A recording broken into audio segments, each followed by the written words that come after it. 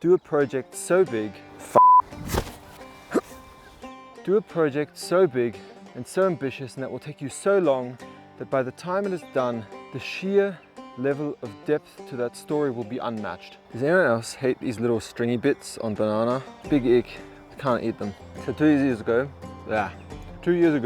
I emailed 30 Nat Geo photographers that inspired me and asked them, if you were starting today, how would you get into filmmaking photography as first timers today? And they all said pretty much the same thing. No, that's still good. And by the way, if you are worrying about approaching people that are like this far above you, remember I was a nobody. I emailed 30 of them. These are some of the biggest names in the industry. 8 of them actually replied and 1 of them met up with me over lunch and they just gave me tons of advice. So just send those emails. I will link some free templates. This banana is so good, I swear. Anyway, back to the story. I emailed 30 of them and they're all of them that replied pretty much said the same thing, which is to start a project so big and that takes so long that by the time you're done, the sheer level of depth of the story will be unmatched by anything else. See, some of the world's best World Press Photo Awards and Pulitzer Prize Awards, they're not actually technically the best photos in the world, but so much work, so much dedication, and so much depth and research and effort has gone into this one story over sometimes many decades that all of this story is now culminating in this one image, which makes it just incredible. So that was their one piece of advice. Start a massive project that might take you 20 years to complete. So not to say you don't need skill, but that's really the crucial element. So obviously I took the advice, but what kind of project is that? As someone who doesn't really know yet what their creative voice is, what they even should focus on, what they should shoot, what kind of project can you commit 10, 20 years to in advance? So for that I used what's called the AIB framework. Access, interest, belief. And we'll talk about that in the next one because I need a coffee. Do a project so big. Do you like my mug? Biggest one I could find. Do a project so big and so ambitious and that will take you so long that by the time it is done, the sheer level of depth to that story will be unmatched. That is what 6 different Nat Geo photographers told me when I asked them, how would you make it today into filmmaking, into photography as a first timer? And what really helped me to figure out what kind of project that can be for me is asking these 3 questions, which are now called the AIB framework, the access, interests, beliefs. Question 1, what things or issues just fail to bore me, that will never bore me and probably won't bore me for another 20 years? For me, that is hiking, that is mythology, that is cultural diversity. Question 2, what important world issues have I already been predisposed to or have some kind of unique access to? For me, that is migration, that is international relations, that is climate change. And then lastly, what strong beliefs do I hold about the world and about life? And for me, it's to always bring different cultures and perspectives and beliefs together rather than separating them.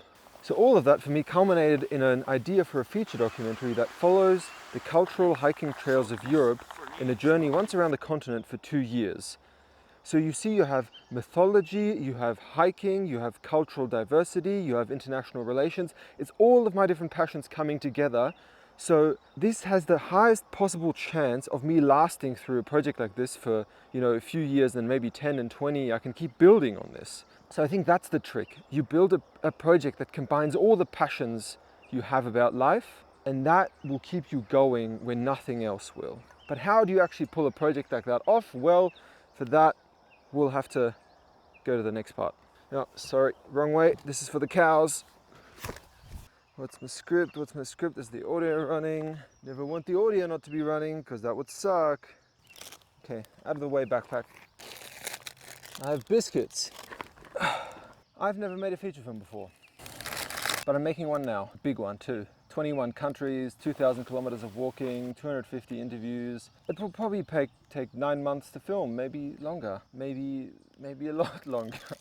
So I thought I'd share how we're doing it. How do you do this if you've never done it before? And we start with research. Your research will tell you what the story should be. You need research about the topic or issue. You need research about the place you will be in. and you need research about the protagonists or characters. Now I recommend this now, just make a Google Doc. Our feature documentary is about the cultural trails of Europe, so we start with history books, mythological texts, online blog articles, find out everything about the history of the place, about the common issues around it, what people were there, when they were there, why they were there, and then you do practical research. These are fucking delicious. But they also taste like onion, and it's breakfast. I don't know if I like an onion taste for breakfast. So we did test interviews with Europeans from 8 different countries that live in our city about how they feel about the current state of the European community, the sense of division, and naturally they answered things like, you know, Europe, it is really old lady. Europe just reminds me of a European married couple. Like they're talking about her like a person. So that's where the idea came from, to make the place the protagonist of our story. But how do we exactly pull that off? And that's what we're going to talk about in the development stage. Can you make a place the protagonist of your film? Well, we're about to find out. Do you know what this is? Called a peanut butter slug, and it tastes exactly like it sounds. This is part 4 of making my first feature documentary, and the protagonist of our documentary is a continent. Crazy, I know. So how do you pull that off? In fact, how do you plan anything in a documentary when you don't really know what's going to happen? Well, we start with what we know. Jeez, my mouth is so dry. We know that we're going to be hiking around Europe on its cultural heritage trails. We know that we'll meet a ton of different people, and probably not stick with any single one for that long. And we know that Europa already exists as a mythological character in Greek mythology. So that's where this idea of a personified Europa really came from. A conceptual protagonist created out of the reflections of hundreds of people speaking about their feelings of the state of the European community. So Europa doesn't really appear like a literal person, but she is referred to throughout the film and shown in more abstract ways. So how do you start pitching this? Well, for development in a documentary, you need 3 key pieces of text. You need a logline, like the summary of the story of your film in 1 sentence, ideally 1 line, a synopsis, just a paragraph version of that, slightly more strung out, and a treatment, which can be 1 page all the way up to multiple pages, stepping out the story as it happens. Then what's also great to have is a sizzle reel. Ho sentito un'Europa in cammino. Like a trailer before the movie's actually made, showing what kind of feeling you're going for, what it's going to look like, and a pitch deck with all the basic information. Production schedule, who's on the team, fundraising plan, distribution plan, and so on. And that leads us then to getting some backing before we can get funding, because we need the money or it won't happen. Let's go!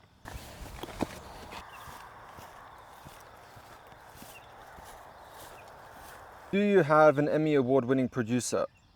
No. Do you have pre-confirmed distribution with Netflix? No. Do you have $50,000 of secured funding? No. Rejected? This is part 5 of making my first feature documentary, and this is what it can feel like to apply for grants. But instead of all this ridiculous stuff, here are a few things you can actually do as a first-time filmmaker to maximize your chances landing film grants. Step 1, get very, very good access. This means doing a ton of location research, connecting with some of the protagonists and characters on the ground. We developed those relationships with our characters probably more than a year ahead of the production schedule. Second, get organizational backing. So go to NGOs, local charities, foundations, not for money, but just to present your project and share with them what you're doing. That way we develop partnerships with some on-ground organizations that now give us logistical support. And third, get more experienced team members on your team. For example, find an executive producer who've already done a feature film before, because all of this will mean that when you do apply for funding, you have local organizations that are backing you, that have maybe been doing their work for a lot longer. You have a team that has the experience required to pull this off, and you have very good access on the ground. All of that really maximizes your chances of landing a film grant when you do apply. And that leads us to funding.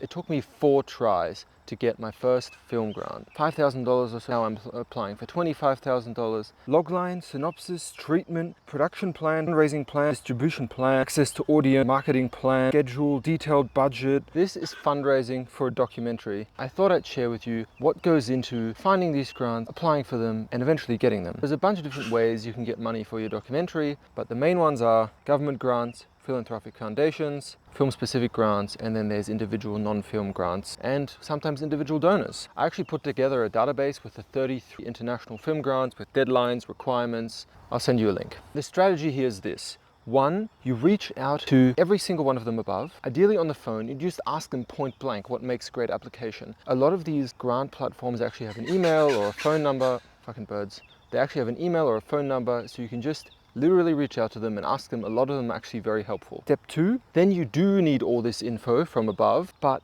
you only really put it together once in detail, and then you can kind of tweak it slightly for every application. It just shows that you really have thought about this, you care about it, you've put work into it, and you kind of know what you're doing. Step 3 is start small. Just target small grants. You're way more likely to get in even if their amount is lower, and you target non-film specific grants, because those usually have not many other filmmakers, so you've got a unique project there. And lastly, you reapply, you reapply, you reapply. So every time you resubmit, you weed out some of the people who quit. It took me 4 tries to get my first film grant. Just don't quit, outlast everyone.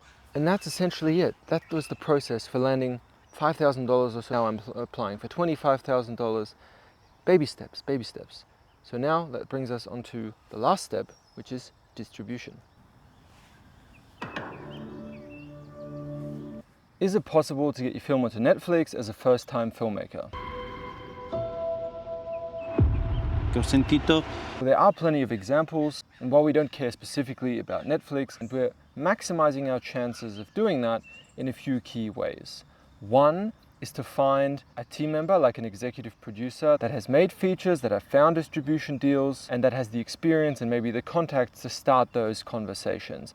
Second is organizational backing with NGOs, with foundations, with charities, all of which gives us leverage that there is an audience that will actually watch this if it comes up anywhere. So regardless of how little experience you have, just reach out to relevant organizations that are working in the issue area that your film speaks about. All of that will maximize your access to audience. This is what essentially distributors and grant givers and whatever mean when they say access to audience, is like who literally in your audience do you already have access to. And then lastly is our network. So we are building social media accounts, partnering with other filmmakers, again, who have sometimes more experience than us. And that means that we have access to people who have access to distribution networks. So the more collaborative your project is, the more people it involves, the more likely it is you have access to distribution later on. I've built a network of over 100 filmmakers that I'm now in some way, shape or form in contact with, and I did it all with emails. So if you want